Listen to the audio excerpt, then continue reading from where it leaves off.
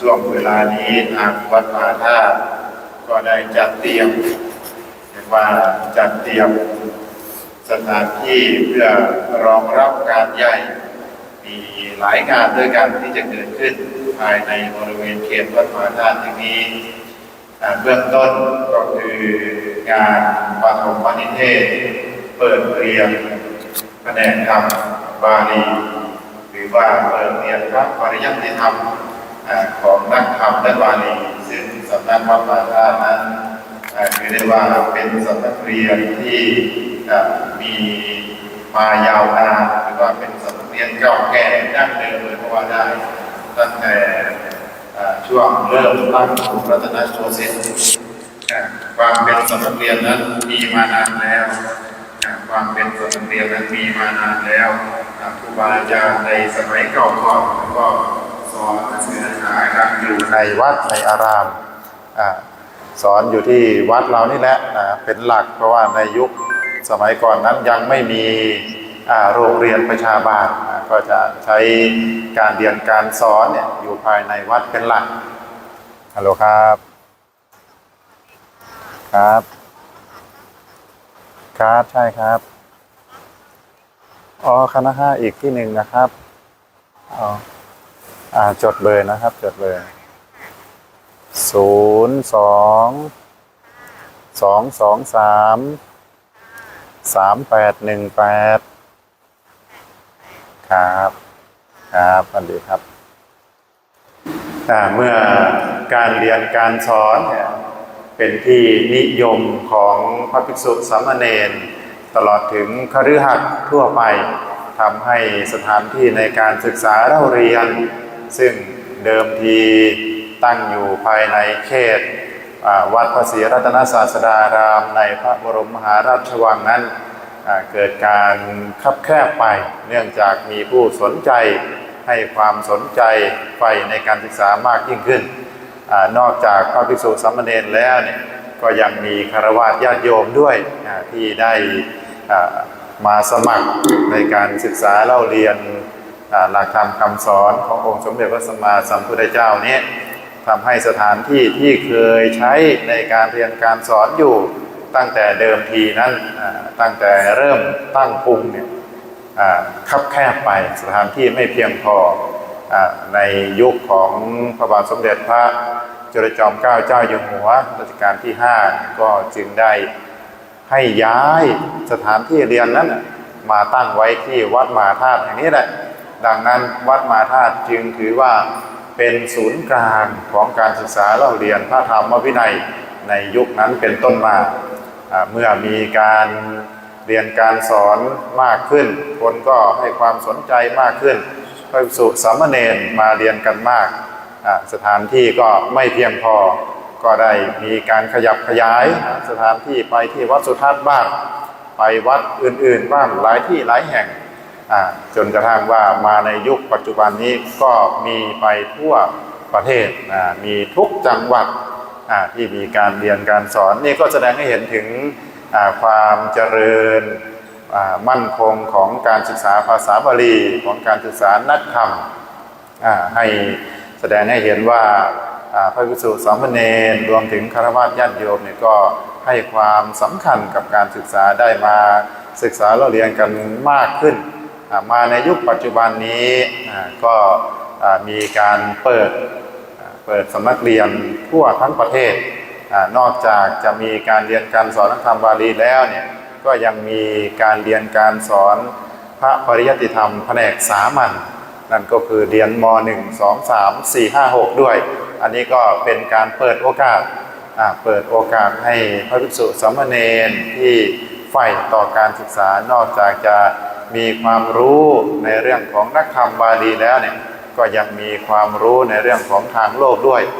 ดังนั้นก็มีความรู้ทั้งสองทางสองอย่างควบคู่กันไปทางโลกที่ชาวบ้านเขาเรียนกันเราก็มีความรู้ความเข้าใจด้วยในขณะเดียวกันเราก็มีความรู้ความเข้าใจในทางธรรมะด้วยอันนี้ถือว่าได้เปรียบชาวบ้านเพราะเนื่องจากว่าทางโลกนั้นเขาก็จะเน้นหนักไปที่วิชาสามัญเป็นหลักในส่วนของทางธรรมะนี่ก็ เอาเป็นวิชารองแต่ว่าพระภิกษุสามเณรเราก็จะถือว่าได้เปรียบเพราะว่าได้เรียนรู้ทั้งสองอย่างมาในวันนี้วัดมาธาตุในช่วงบ่ายในช่วงบ่ายของวันนี้คือวันที่ 8 นี้ก็จะได้ประกอบพิธีปฐมนิเทศเปิดการเรียนการสอนพระปริยัติธรรมแผนกนักธรรมบาลีเฉพาะนักธรรมนั้นก็มีท่านอาจารย์พระมหาสัญญาขันติธรรมโมปริยนธรรม9 ประโยคด็อกเตอร์เป็นผู้อำนวยการดูแลเรื่องของการเรียนการสอนฝ่ายธรรมะนักธรรมชั้นตรีโทเอกรวมไปถึงธรรมศึกษาคำว่าธรรมศึกษาก็หมายถึงฆราวาสญาติโยมธรรมศึกษาก็คือฆราวาสญาติโยมได้เข้ามาศึกษาเราเรียนในส่วนที่อยู่ภายในวัดนี้หลักสูตรก็เป็นอันเดียวกันหลักสูตรก็เป็นอันเดียวกันเนื้อหาสาระก็อันเดียวกันเพียงแค่เรียกชื่อให้ต่างถ้าบอกว่านักธรรมก็เป็นอันรู้กันว่าหมายถึงพระภิกษุสามเณรถ้าพูดว่าธรรมศึกษาจบธรรมศึกษาชั้นตรีชั้นโทชั้นเอกก็เป็นอันเข้าใจได้ว่าคนที่เรียนคนที่จบนั้นก็หมายถึงฆราวาสญาติโยมตลอดรวมถึงแม่ชีด้วยนะแม่ชีด้วยฆราวาสญาติโยมอุบาสกอุบาสิกาทั่วไปเนี่ยถ้าเรียนได้ถ้าจบมาแล้วเนี่ยก็จะเรียกชื่อว่าจบธรรมศึกษาอันนี้ก็เรียกให้เกิดความแตกต่างกันเพื่อที่จะได้รู้ว่านี่คือพระภิกษุสามเณรนี่คือฆราวาสญาติโยมแต่พูดถึงด้านของเนื้อหาสาระนั้นเป็นอันเดียวกันเนื้อหาสาระนั้นเป็นอันเดียวกันก็คือหลักธรรมคำสอนขององค์สมเด็จพระสัมมาสัมพุทธเจ้าเหมือนกันนั่นแหละแต่ว่าเอามาเรียกชื่อให้ต่างกันเท่านั้นในส่วนของเลขานุการเลขานุการนี้ถือว่าเป็นผู้ที่มีความสำคัญเป็นผู้ที่ขับเคลื่อนงานรับนโยบายจากผู้อำนวยการจากผู้บริหารแล้วเอามาปฏิบัติการถ้าเรียกว่าฝ่ายก็เรียกว่าฝ่ายปฏิบัติการนะท่านเลขานี้เลขาแผนกธรรมมหาธาตุวิทยาลัยนั้นในปัจจุบันนี้ก็คือท่านอาจารย์พระมหาณัฐศักดิ์ฐานวีโร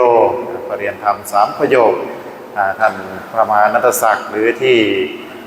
ชาววัดมหาธาตุรู้จักกันดีในนามท่านอาจารย์มหานุ้ยนะอาจารย์มหานุ้ยนี้ก็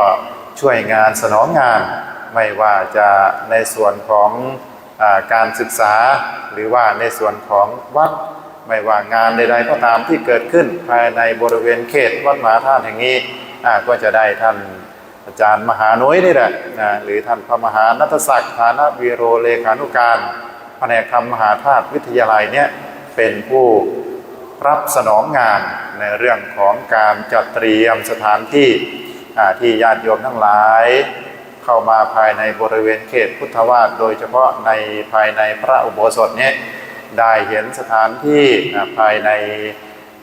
พระอุโบสถนี้มีความสวยสดงดงามมีการจัดเตรียมสถานที่ไม่ว่าจะเป็นเก้าอี้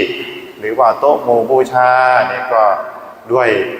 วิสัยทัศน์หรือว่าด้วยฝีไม้ลายมือของท่านอาจารย์น้อยนี่แหละนะพร้อมคณะทีมงานทุกรูปเลย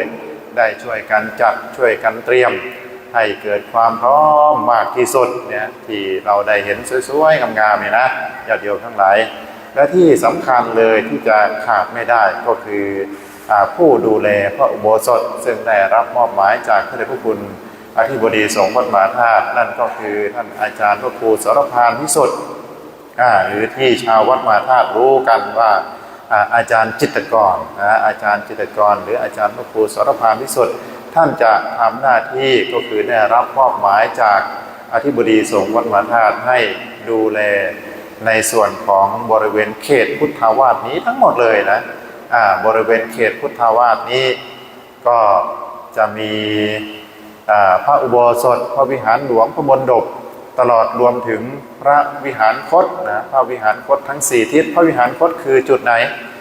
พระวิหารคตก็เวลาที่ญาติโยมทั้งหลายเดินเข้ามาภายในบริเวณเขตพุทธาวาสนี้ก็จะมีพระพุทธรูปประดิษฐานเรียงรายอยู่อย่างสวยสดงดงามจำนวน112 องค์นะ 112 องค์นี่ประดิษฐานอยู่อย่างสวยสดงดงามเลยนี่แหละเขาเรียกว่าระเบียงพระวิหารคตณบริเวณนั้นก็สามารถที่จะเป็นสถานที่พักผ่อนหย่อนใจได้เดินทางมาจากที่อื่นๆนะพอเข้ามาบริเวณเขตพุทธวาสมาถึง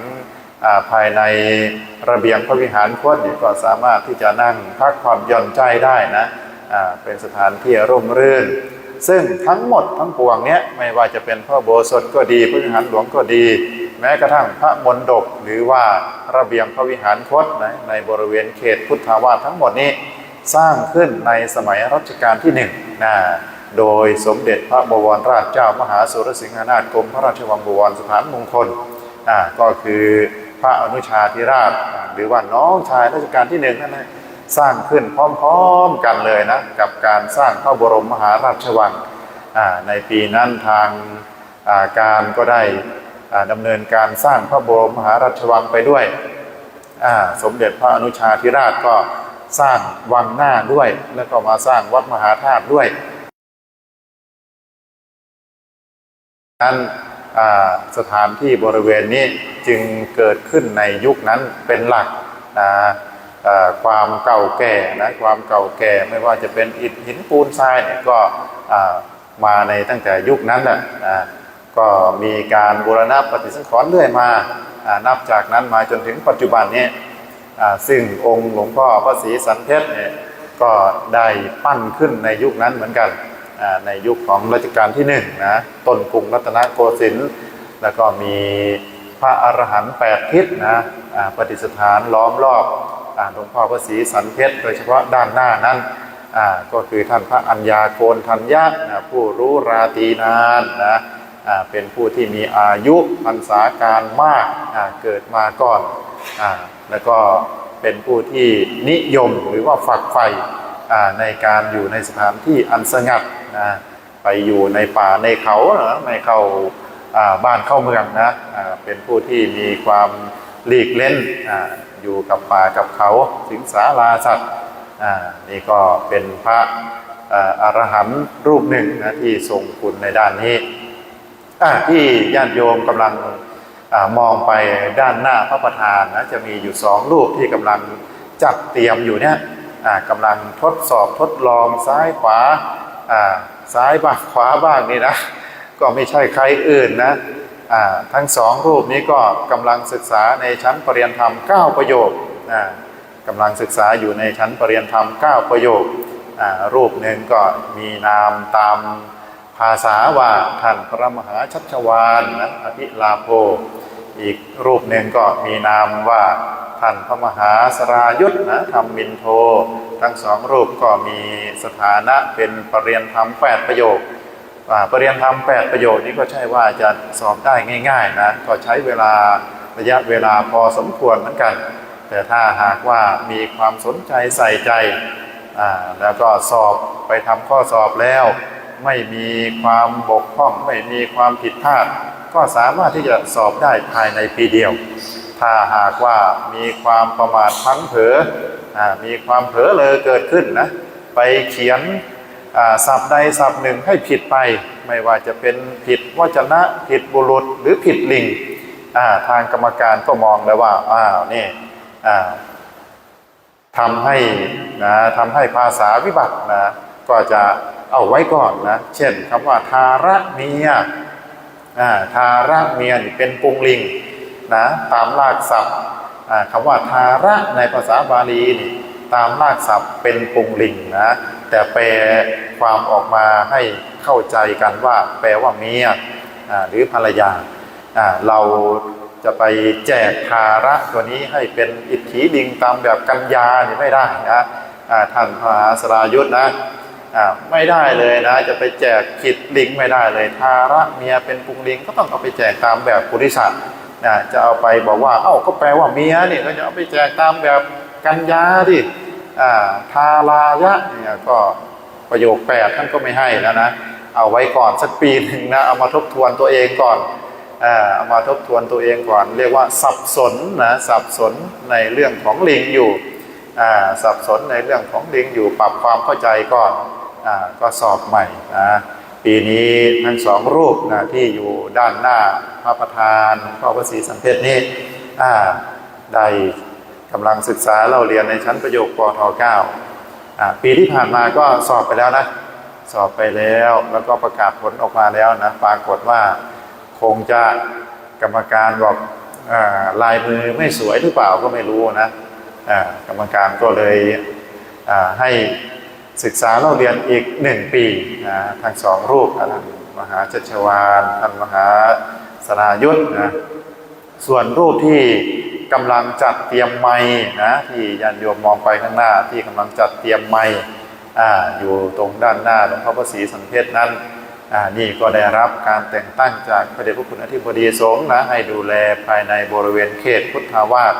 ก็คือท่านอาจารย์พระครูสรพานพิสุทธิ์นะหรืออาจารย์จิตรกรที่เราชาววัดมหาธาตุรู้จักกันส่วนการไลฟ์สดในวันนี้นะก็จะได้รับการอนุเคราะห์จากท่านอาจารย์พระประหลัดนะครับท่านอาจารย์พระประหลัดณรงค์ฤทธิ์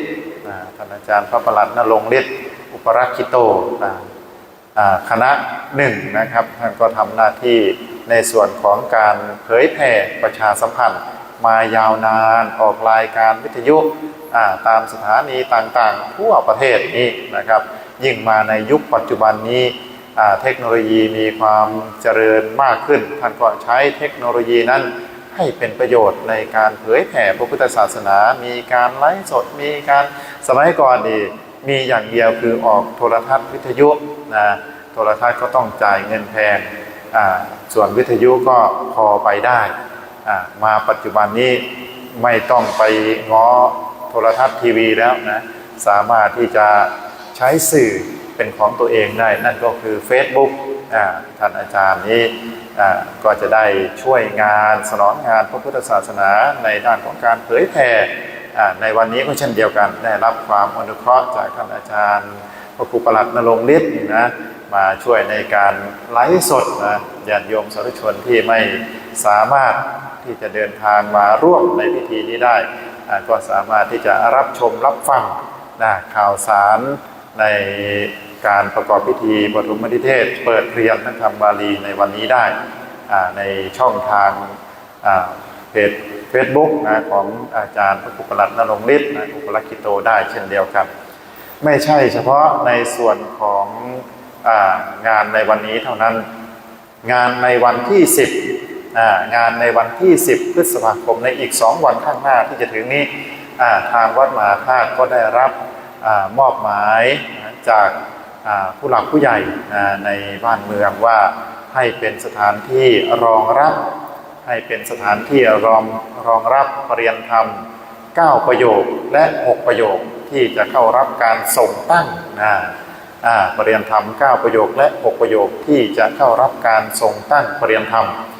ที่วัดพระศรีรัตนศาสดาดามในวันที่10 พฤษภาคมที่จะถึงนี้ให้วัดมหาธาตุนั้นเป็นสถานที่ในการลงทะเบียนทั้งปริยนธรรม9ทั้งปริยนธรรม6ลงทะเบียนเสร็จแล้วก็มีการฉันภัตตาหารเพลประกอบพิธีถวายภัตตาหารพระราชทานซึ่งในปีนี้ก็ไปประกอบพิธีที่พระวิหารหลวงเป็นหลักในการประกอบพิธีถวายภัตตาหารพระราชทานเนี่ยจะไปใช้ที่พระวิหารหลวงเพราะว่าสถานที่ภายในบริเวณพระอุโบสถนั้นใช้เป็นสถานที่ในการประกอบพิธีเขาเรียกว่าเทศมหาชาติของนายกสมาคมแม่ดีเด่นแห่งชาติเฉพาะกรุงเทพมหานครว่าอย่างนั้นนะก็จะได้จัดให้มีการเทศมหาชาติขึ้นมาซึ่งเป็นวันเดียวกันกับวันส่งตั้งปริยนธรรม9 ประโยคและ 6 ประโยคและนอกจากนั้นก็ยังมีการทอดผ้าป่าทอดผ้าป่าสร้างโรงพยาบาลภูมิปาโลที่ประเทศอินเดียด้วยซึ่งนำโดยท่านอาจารย์พระครูวินัยธรสมุทรภาวรธรรมโมสถานที่นั้นก็ได้ไปจัดกันอยู่ที่ตำหนักสมเด็จพระสังฆราชตำหนักสมเด็จพระสังฆราชนั้นจะอยู่ภายในบริเวณเขตคณะหมายเลข1บริเวณเขตคณะหมายเลข1นั้นก็จะเป็นสถานที่ตั้งตำหนักสมเด็จพระสังฆราช ในวันที่10นี้ก็จะมีงานใหญ่อยู่ณบริเวณนั้นเช่นเดียวกันนั่นก็คือการทอดผ้าป่าจัดสร้างอยู่ที่ประเทศอินเดียเพื่อไว้รองรับพระภิกษุสามเณรตลอดรวมถึงญาติโยมสาธุชนทั้งชาวไทยและชาวประเทศอินเดียด้วยที่ไปแสวงบุญเมื่อเกิดเจ็บไข้ได้ป่วยขึ้นมาก็จะมีหมอมียาให้ได้ดูแลรักษากันไปอันนี้ก็เป็นดำริเป็นนโยบายของพระเดชพระคุณหลวงพ่อยอดนะที่ได้เป็นเจ้าวาดวัดไทยพุทธคยาในยุคนั้นท่านก็ได้ดำริขึ้นมาแล้วก็จัดสร้างขึ้นมาแต่ว่ายังไม่แล้วเสร็จท่านก็ได้ด่วนมรณภาพจากไปก่อนลูกศิษย์ลูกหาที่อยู่ในเบื้องหลังก็ได้สนองงานท่านต่อไปเพื่อให้เสร็จสำเร็จเสร็จสิ้นไปตามความเจตนาปรารภของท่านในวันที่10นี้ก็จะมี3งานที่จะจัดขึ้นในภายในบริเวณเขตวัดมหาธาตุแห่งนี้นั่นก็คือ1งานเทศมหาชาติของนายกสมาคมเฉพาะเขตกรุงเทพมหานคร2งานทอดผ้าป่าเพื่อสร้างโรงพยาบาลณประเทศอินเดียและ3งานส่งตั้งประเรียนธรรม9ประโยคและ6ประโยคซึ่งวัดมหาธาตุเป็นสถานที่รับรองในการลงทะเบียนในการฉันภัตตาหารเพลในการประกอบพิธีในส่วนเบื้องต้นก่อนที่จะเข้าไปยังภายในวัดพระแก้วหรือวัดพระศรีรัตนศาสดารามก็จะได้มารวมตัวกันณสถานที่แห่งนี้ก่อนพอเช้าวันรุ่งขึ้นก็คือวันที่11พฤษภาคมก็ตรงกับวันวิสาขบูชาฮัลโหลครับครับใช่ครับ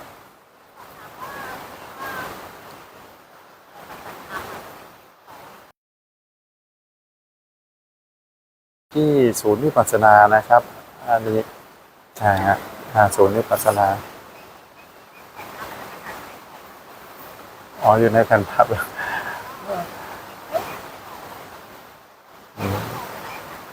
ที่เป็น02นะครับ02-223-6878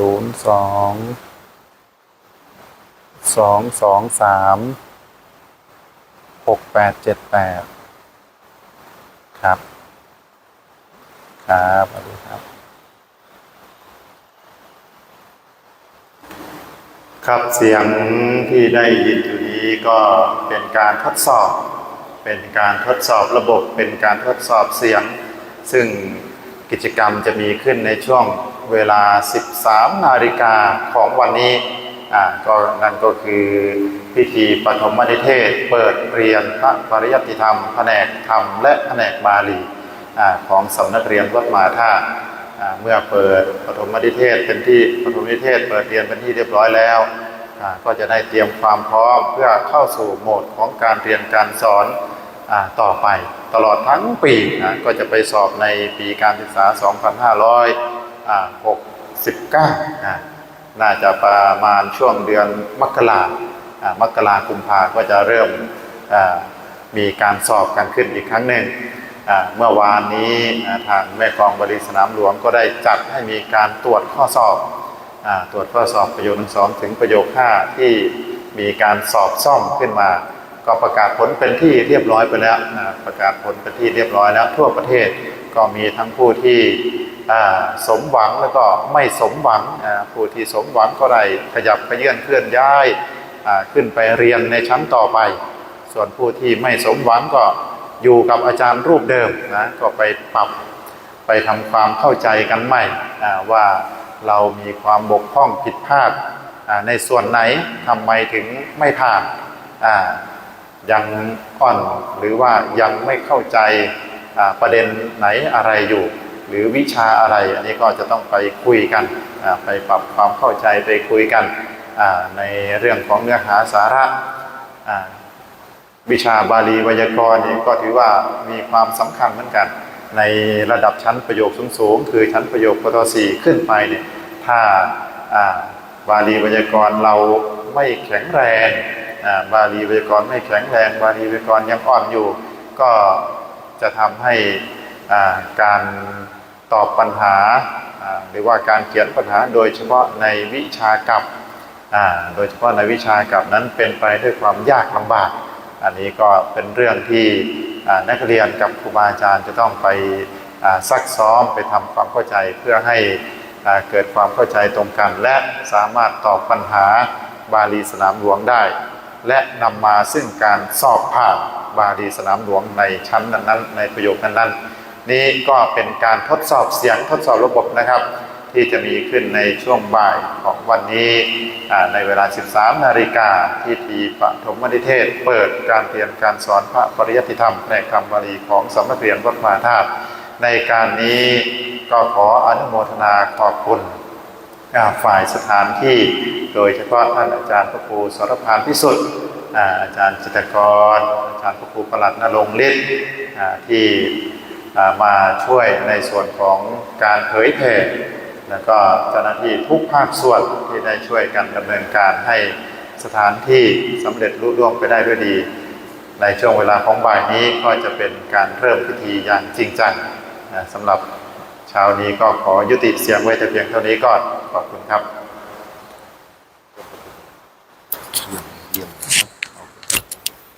นี่ก็เป็นเสียงของการประกาศประชาสัมพันธ์ให้พระเถรานุเถระญาติโยมสาธุชนที่กำลังติดตามรับชมการไลฟ์สดได้รับทราบถึงกิจกรรมที่วัดมหาธาตุยุวราชรังสฤษฎ์ได้จัดให้มีขึ้นในช่วงบ่ายของวันนี้คือวันที่ 8 พฤษภาคมพระพุทธศักราช 2568 นั่นก็คืองานปฐมนิเทศเปิดเรียนนักธรรมบาลีของสำนักเรียนวัดมหาธาตุยุวราชรังสฤษฎ์ประจำปีพระพุทธศักราช 2568 เสียงเมื่อสักครู่นี้เป็นเสียงของท่านเจ้าคุณพระศรีวชิโรภาสผู้ช่วยเจ้าอาวาสพระอารามหลวงวัดมหาธาตุยุวราชรังสฤษฎ์ครูที่สอนบาลีประจำสำนักเรียนบาลีของวัดมหาธาตุยุวราชรังสฤษฎ์ของเราซึ่งท่านถือว่าเป็นบุคลากรที่มีคุณค่าและมีความสำคัญของสำนักเรียนวัดมหาธาตุของเรามาโดยตลอดนะฮะแล้วก็ยังคงทำหน้าที่อย่างเข้มแข็งต่อไปและส่วนหนึ่งก็เป็นประชาสัมพันธ์ให้กับทางวัดให้กับบรรดาพระเถรานุเถระพระภิกษุสามเณรโดยทั่วไปญาติโยมสาธุชนได้รับทราบถึงกิจกรรมของวัดมหาธาตุยุวราชรังสฤษฎ์มาโดยตลอดและในบ่ายวันนี้เวลาประมาณ 13 นาฬิกาก็จะมีพิธีเปิดเรียนนักธรรมบาลีและก็จะได้รับโอวาทจากหลวงพ่ออธิบดีสงฆ์วัดมหาธาตุยุวราชรังสฤษฎ์พระเดชพระคุณท่านเจ้าคุณพระพรหมวชิราธิบดีท่านจะเมตตาเดินทางมาณสถานที่แห่งนี้คือภายในพระอุโบสถของวัดมหาธาตุยุวราชรังสฤษฎ์เพื่อมาให้โอวาทแด่นักเรียนนักธรรมแล้วก็บาลีที่จะเข้ามาสู่พิธีการปฐมนิเทศในบ่ายวันนี้ท่านสาธุชนสามารถติดตามรับชมไลฟ์สดได้ทางช่องของวัดมหาธาตุยุวราชรังสฤษฎ์และในทางของอัตมาภาพก็จะทำการลิงก์สัญญาณให้ญาติโยมได้ติดตามรับชมกันในช่องดังกล่าวด้วยซึ่งคอยติดตามรับชมกันในช่วงบ่ายนะโยมนะนอกจากงานปฐมนิเทศเปิดเรียนนักธรรมบาลีของมหาธาตุวิทยาลัยสำนักเรียนวัดมหาธาตุยุวราชรังสฤษฎ์ในวันนี้แล้วอีก2 วันก็คือวันที่10 พฤษภาคมที่จะถึงนี้วัดมหาธาตุยุวราชรังสฤษฎ์ก็ได้รับมอบหมายจากสำนักงานพระพุทธศาสนาแห่งชาติขอใช้สถานที่ของพระอุโบสถและเขตพุทธาวาสของวัดมหาธาตุยุวราชรังสฤษฎ์เป็นสถานที่ต้อนรับพระภิกษุสงฆ์สามเณรซึ่งเป็นนักเรียนพระบาลีที่จบปริญญาธรรม9 ประโยคและก็ปริญญาธรรม6 ประโยคมาจากทั่วสารทิศเพื่อจะมาใช้สถานที่แห่งนี้เป็นที่พำนักชั่วคราวในการเข้าร่วมประกอบพระราชพิธีตั้งมหาปริญญา9 ประโยคและ6 ประโยคซึ่งจะจัดให้มีขึ้นภายในพระอุโบสถวัดพระศรีรัตนศาสดาราม ในวันที่ 10 พฤษภาคมนี้สาธุชนที่จะมาร่วมกิจกรรมในวันที่ 10ก็สามารถที่จะเดินทางมาร่วมงานกันได้เราจะได้เห็นพระนักศึกษาแผนกบาลีประเรียนธรรม9ประโยคและ6ประโยคที่ท่านได้เรียนจบครบบริบูรณ์แล้วก็ได้รับพระมหากรุณาธิคุณพระราชทานตั้งประเรียนให้แก่พระมหาประเรียนเหล่านั้นเป็นจำนวนมากท่านจะได้มาพบปะพระเหล่านั้นภายในพระอุโบสถวัดมหาธาตุยุวราชรังสฤษฎ์ในวันที่ 10 พฤษภาคมศกนี้ขอเรียนเชิญเจริญพรญาติโยมนะใครที่สะดวกจะมาติดตามมาชมมาดูกิจกรรมของคณะสงฆ์ไทยของเราที่มีการสืบสารรักษาต่อยอดการศึกษาเล่าเรียนพระบาลีเป็นการรักษาพุทธพจน์คือหลักธรรมคำสอนของพระสัมมาสัมพุทธเจ้าไว้ได้อย่างดีเยี่ยมก็คือการศึกษาพระบาลีเราจะได้มาเห็นนักเรียนพระบาลีที่จบประเรียนธรรม9ประโยคและ6ประโยคซึ่งต้องใช้ความวิริยะอุตสาหะอย่างมากในการศึกษาเล่าเรียนเราก็จะได้มาพบปะท่านมามุทิตาแด่ท่านทั้งหลายเหล่านั้นซึ่งมีจำนวนหลายรูปทีเดียวนะฮะใครสนใจก็เดินทางมาร่วมกิจกรรมกับทางวัดมหาธาตุยุวราชรังสฤษฎ์ได้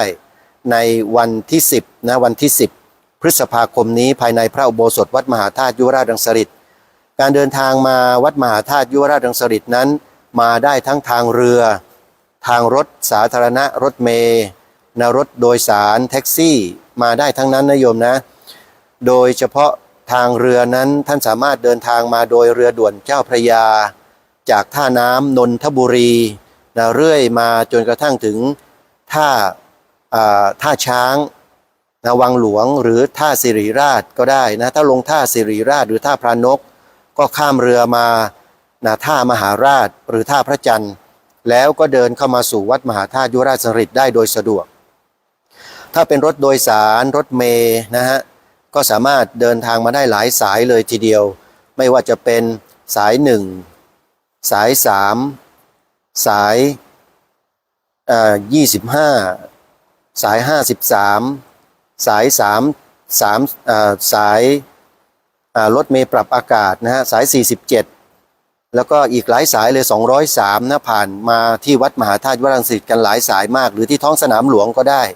มาลงรถที่น้องสนามหลวงแล้วก็เดินเข้ามาสู่เขตพุทธาวาสในวัดมหาธาตุได้เช่นกันนะฮะส่วนท่านใดที่ต้องการจะสอบถามเส้นทางและรายละเอียดเกี่ยวกับกิจกรรมต่างๆของทางวัดสามารถโทรศัพท์เข้ามาสอบถามได้ที่ท่านเจ้าคุณพระศรีวชิโรภาสประเรียนธรรม9ประโยคซึ่งท่านดูแลประชาสัมพันธ์คอยให้ข้อมูลแก่ญาติโยมที่จะมาร่วมงานหมายเลขโทรศัพท์ของท่านเจ้าคุณก็คือ093 549 9251 093 549 9251ติดต่อสอบถามกิจกรรมการศึกษาพระบาลีนักธรรมและกิจกรรมของวัดมหาธาตุยุวราชรังสฤษฎ์ได้ทุกงานเลยนะญาติโยมนะอาตมาภาพวันนี้จะขอนำหมายกำหนดการซึ่งออกในราชกิจจานุเบกษาเล่ม142ตอนที่32ขอไข่6 พฤษภาคมพระพุทธศักราช2568ที่12/2568ให้กับสาธุชนได้สดับรับฟังกันณโอกาสนี้นะฮะหมายกำหนดการพระราชพิธีทรงบำเพ็ญพระราชกุศลวิสาขบูชาพระพุทธศักราช2568เลขาธิการพระราชวังรับพระบรมราชโองการเหนือเกล้าเหนือกระหม่อมสั่งว่าพระราชพิธีทรงบำเพ็ญพระราชกุศลวิสาขบูชาพระพุทธศักราช2568ทรงพระกรุณาโปรดเกล้าโปรดกระหม่อมให้กำหนดดังนี้ตั้งประเรียนวันเสาร์ที่10 พฤษภาคมพระพุทธศักราช2568พระบาทสมเด็จพระเจ้าอยู่หัวและสมเด็จพระนางเจ้าพระบรมราชินีเสด็จพระราชดำเนินโดยรถยนต์พระที่นั่งจากพระที่นั่งอัมพรสถานพระราชวังดุสิตไปยังวัดพระศรีรัตนศาสดารามในพระบรมมหาราชวัง เวลา 17 นาฬิกาเสด็จพระราชดำเนินไปยังชานหน้าพระอุโบสถทรงพระสุร่ายทรงเจิมเทียนที่ทรงพระราชอุทิศแล้วเสด็จเข้าพระอุโบสถทรงจุดธูปเทียนถวายนมัสการพระพุทธมหามณีรัตนปริมากรแล้วทรงประเคนพัดยศตั้งพระภิกษุและสามเณรปเรียนพระสงฆ์ถวายอนุโมทนาถวายอดิเรกออกจากพระอุโบสถเสด็จพระราชดำเนินกลับพระที่นั่งอัมพรสถานพระราชวังดุสิตนี่ก็เป็นหมายกำหนดการงานแรกของวันที่10คือทรงตั้งประเรียนดังที่ท่านเจ้าคุณพระศรีวชิโรภาสได้ประกาศประชาสัมพันธ์บอกกล่าวกับญาติโยมไปแล้วในเบื้องต้นเมื่อสักครู่นี้นะฮะและในหมายกำหนดการดังกล่าวยังมีงานวันวิสาขบูชาที่แจ้งประกาศโดยทั่วไปดังนี้วันอาทิตย์ที่11พฤษภาคมพระพุทธศักราช2568พระบาทสมเด็จพระเจ้าอยู่หัวและสมเด็จพระนางเจ้าพระบรมราชินีเสด็จพระราชดำเนินโดยรถยนต์พระที่นั่งจากพระที่นั่งอัมพรสถานพระราชวังดุสิตไปยังวัดพระศรีรัตนศาสดารามในพระบรมมหาราชวังเวลา 17 นาฬิกาเสด็จเข้าพระอุโบสถทรงจุดธูปเทียนถวายนมัสการพระพุทธมหามณีรัตนปฏิมากรแล้วเสด็จออกชานหน้าพระอุโบสถทรงจุดเทียนพระราชทานเพื่อเชิญไปถวายเจ้าอาวาสจุดบูชาพระรัตนตรัยตามพระอารามหลวงที่ทรงพระราชอุทิศไว้แล้วทรงนำสวดสรรเสริญคุณพระรัตนตรัยครั้นแล้วเสร็จพระราชดำเนินประทักษิณพระอุโบสถพร้อมด้วยพระบรมวงศานุวงศ์และข้าทูลละอองธุลีพระบาทฝ่ายหน้าฝ่ายในท่วน3 รอบแล้วเสด็จขึ้นพระอุโบสถทรงจุดธูปเทียนเครื่องทรงธรรมพระราชาคณะถวายพระธรรมเทศนากันหนึ่งจบแล้วพระสงฆ์ถวายอนุโมทนาทรงประเคนจตุปัจจัยทายธรรมพระราชาคณะถวายอดิเรกออกจากพระอุโบสถเสด็จพระราชดำเนินกลับพระที่นั่งอัมพรสถานพระราชวังดุสิตการแต่งกายแต่งเครื่องแบบปกติขาวทั้ง2 วันสำนักพระราชวังวันที่ 29 เมษายนพระพุทธศักราช 2568 อันนี้ก็เป็นหมายกำหนดการที่สำนักพระราชวังออกเพื่อประกาศให้กับพุทธบริษัทและพี่น้องประชาชนโดยทั่วไปได้รับทราบถึงพิธีสำคัญทั้งทั้งสองงาน2 พิธีก็ได้รับทราบโดยทั่วกันนะโยมนะในงานวันที่10วันที่10พฤษภาคมทางสำนักงานพระพุทธศาสนาแห่งชาตินั้นได้ทำหนังสือขอความเมตตานุเคราะห์ในการใช้สถานที่วัดนมัสการพระพรหมวชิราธิบดีเจ้าวาดวัดมหาธาตุยุวราชรังสฤษฎ์ด้วยพระบาทสมเด็จพระเจ้าอยู่หัวจะเสด็จพระราชดำเนินไปทรงตั้งประเรียนธรรม9 ประโยคและประเรียนธรรม6 ประโยคในวันเสาร์ที่10 พฤษภาคมพระพุทธศักราช 2568 เวลา 17 นาฬิกาณพระอุโบสถวัดพระศรีรัตนศาสดารามในพระบรมมหาราชวังในการนี้เพื่อให้การดำเนินการดังกล่าวเป็นไปด้วยความเรียบร้อยและสมพระเกียรติสำนักงานพระพุทธศาสนาแห่งชาติจึงขอความเมตตาพระคุณเจ้าโปรดอนุญาตให้ใช้สถานที่วัดมหาธาตุยุวราชรังสฤษฎ์ในวันที่10 พฤษภาคมพระพุทธศักราช 2568 เพื่อรองรับพระภิกษุสามเณรที่เข้ารับการทรงตั้งประเรียนธรรม9 ประโยคและประเรียนธรรม6 ประโยคในการลงทะเบียนพระภิกษุสามเณรและถวายภัตตาหารพระราชทานจึงนมัสการมาเพื่อโปรดทราบและพิจารณาขอนมัสการด้วยความเคารพอย่างยิ่งนายบุญเชิดกิตติทรางกูลรองผู้อำนวยการปฏิบัติราชการแทนผู้อำนวยการสำนักงานพระพุทธศาสนาแห่งชาติอันนี้ก็เป็นหนังสือ ที่ทางผู้อำนวยการสำนักงานพระพุทธศาสนาแห่งชาติส่งมาถึงเจ้าอาวาสหรืออธิบดีสงฆ์วัดมหาธาตุยุวราชรังสฤษฎ์เพื่อขอใช้สถานที่ในวันที่10พฤษภาคมนี้สำหรับญาติโยมที่จะเดินทางมาดูเหตุการณ์ในวันดังกล่าวอาตมาภาพคิดว่าเป็นโอกาสที่หาดูและหาชมได้ยากนะโยมนะพระมหาปริยธรรม9ประโยคและ6ประโยคจากทั่วราชอาณาจักรจะมาอยู่รวมกันที่วัดมหาธาตุยุวราชรังสฤษฎ์ในวันที่10พฤษภาคมนี้จึงขอเรียนเชิญเจริญพรญาติโยมท่านใดที่สนใจจะมาดูเหตุการณ์ในวันดังกล่าวก็เดินทางมาที่พระอุโบสถวัดมหาธาตุยุวราชรังสฤษฎ์กันได้นะโยมนะยินดีต้อนรับทุกท่านทุกคนและในวันถัดไปเป็นวันวิสาขบูชาวัดมหาธาตุยุวราชรังสฤษฎ์จัดกิจกรรมวันวิสาขบูชาในวันอาทิตย์ที่11พฤษภาคมพระพุทธศักราช2568ตรงกับวันขึ้น15ค่ำเดือน6ณพระอุโบสถวัดมหาธาตุยุวราชรังสฤษฎ์ราชวรมหาวิหารกรุงเทพมหานครขอเรียนเชิญเจริญพรญาติโยมสาธุชนมาร่วมกิจกรรมโดยพร้อมเพรียงกันโยม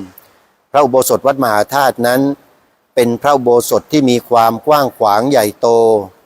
จุผู้คนที่เข้ามาร่วมบำเพ็ญกองการกุศลได้เป็นจำนวนมากหลายร้อยชีวิตตลอดจนถึงวิหารคตรายรอบเขตพุทธาวาสก็สามารถรองรับศรัทธาสาธุชนได้เป็นจำนวนเรือนพันนะโยมนะขอเชิญมาร่วมงานมาเวียนเทียนประทักษิณมาทำบุญสร้างกุศลในวันวิสาขบูชาที่วัดมหาธาตุยุวราชรังสฤษฎ์เขตพระนครกรุงเทพได้นะโยมอยู่ใกล้กับท้องสนามหลวงนะโยมนะ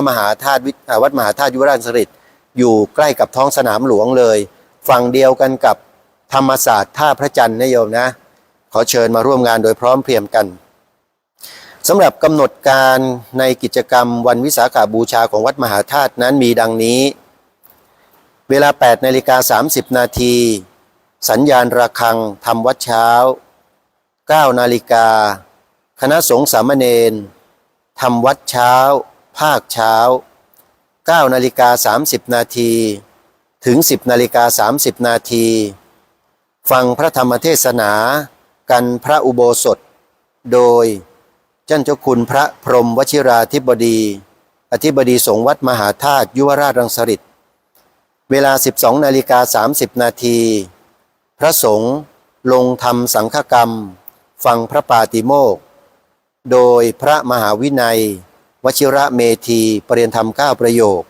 เป็นองค์แสดงพระปาติโมกข์เวลา 14:00 ถึง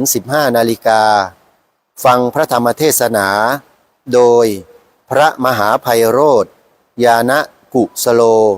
ปริยธรรม9ประโยคเวลา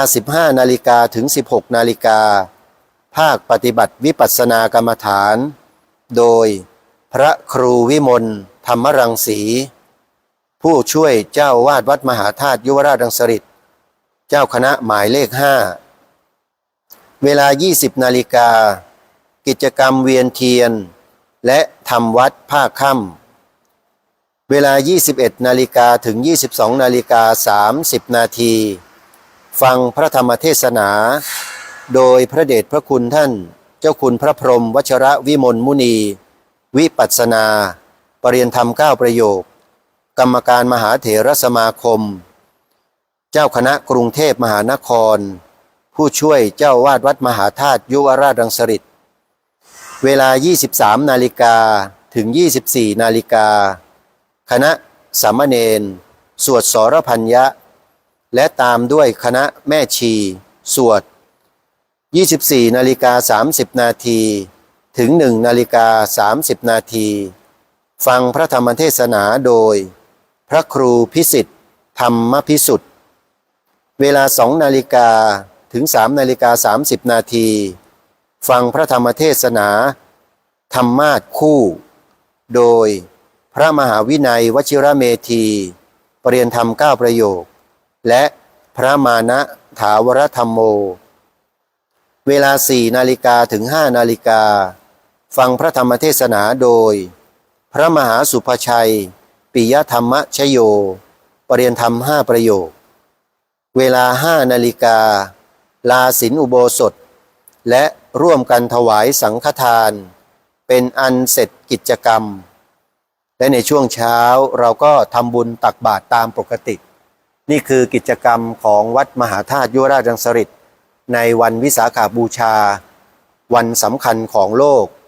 ขอเรียนเชิญศรัทธาสาธุชนมาร่วมกิจกรรมกับทางวัดมหาธาตุยุวราชรังสฤษฎ์ได้นะโยมนะเดินทางเข้ามาตั้งแต่ช่วงเช้ามาถืออุโบสถศีลค้างแรมที่พระอุโบสถได้นะขอเรียนเชิญทุกท่านทุกคนรายละเอียดต่างๆท่านใดที่จะสอบถามสามารถสอบถามมายังท่านเจ้าคุณพระศรีวชิโรภาสฝ่ายประชาสัมพันธ์ของวัดมหาธาตุยุวราชรังสฤษฎ์ของเราได้ที่หมายเลขโทรศัพท์0 9 3 5 4 9